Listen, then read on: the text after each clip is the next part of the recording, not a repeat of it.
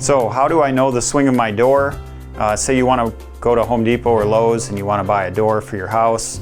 You're going to have to know two different things. You're going to need to know if the door is an inswing or an outswing, and you need to know if the door is a left hand or a right hand. In addition to that, you also need the size of the door, but for this video we're just going to talk about knowing the swing of your door. So this is a super easy thing to figure out. All you need to do is stand next to your door, stand with your back to the hinges, and if the door swings to your left, it's a left-hand door. And if the door swings to your right, it's a right-hand door. If the door swings into the room, it's an in-swing, and if it swings out of the room, it's an outswing.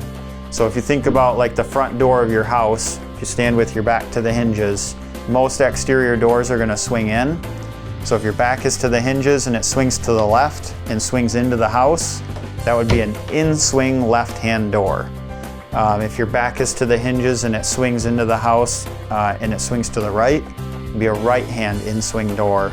And if it swings out, you could also have a left-hand or right-hand outswing door.